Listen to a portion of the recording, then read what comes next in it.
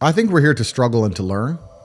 I don't think we're here to be happy. That's why when we keep going back to the happy argument, I've always found that kind of frustrating and annoying. When someone goes, "Oh, but I want to be happy." Why? Why?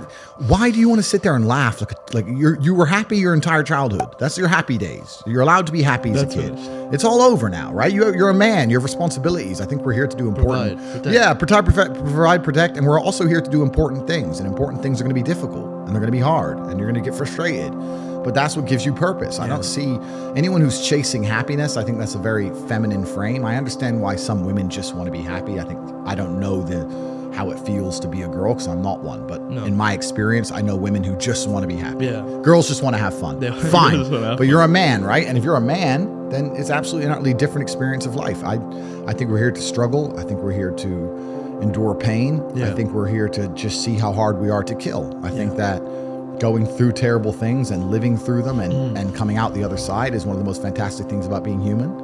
I think that it's almost like once you understand what life is really about, there's no emotion which isn't enjoyable. The only emotional state which can be seen as detrimental is feeling nothing at all. But if you're sitting at home and you're feeling truly heartbroken, at least you're feeling something, right? And I think that's the whole part of being human. I think we're here to struggle. I think we're here to go through pain. I wake up each day and go, what can I attack? What problem can I solve?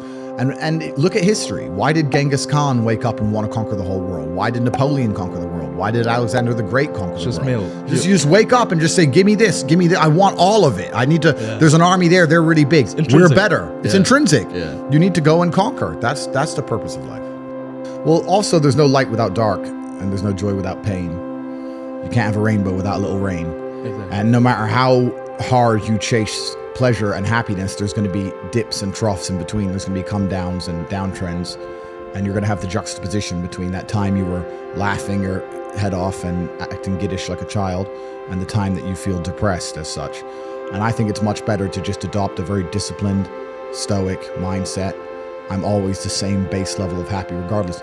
If I lost all of my money today, I would be the same happy. Mm-hmm. If my net worth quadrupled, I'd be the same happiness. Yeah.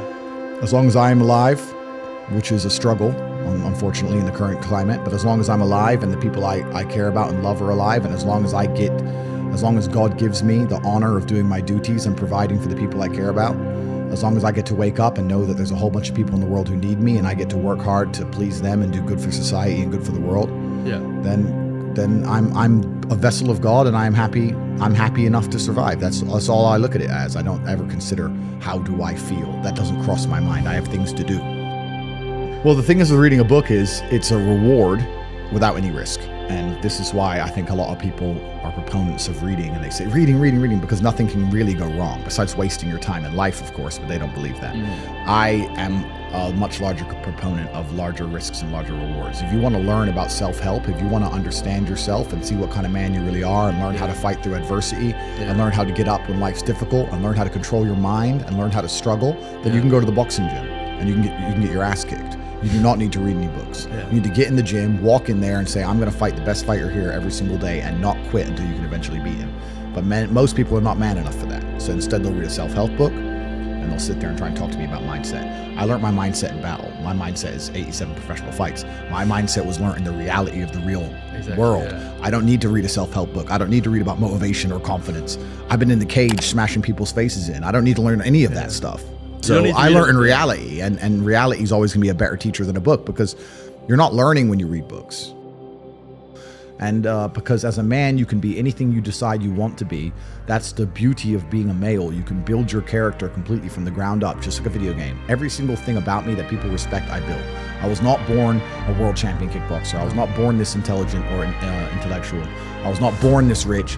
I was not born this strong. I was not born this confident. I was not born this interesting. I was not born this charismatic and humble and gorgeous and tall and strong and sexy. I was not born none of these things. I became these things myself. So I deserve all the spoils of war.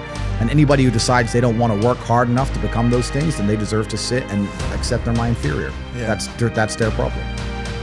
I have had a very painful life. I still think to a degree I do, but that's self-inflicted. But I can't imagine living any other way. I can't imagine living in this idea, this utopian, every day, just, girls, drink, hedonism. I don't want that. Yeah, it's degenerate. I think the only thing you can do that's not degenerate is usually be fighting a battle or solving a problem. Growth.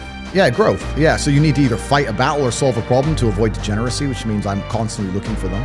I'm currently one of the largest battles a man can possibly take on. I'm taking on the Matrix, the most powerful people on the planet. Right, yeah. So, yeah, is my life difficult? Yeah. Am I complaining about that? No. In fact, I'd hate it for it to be any other way.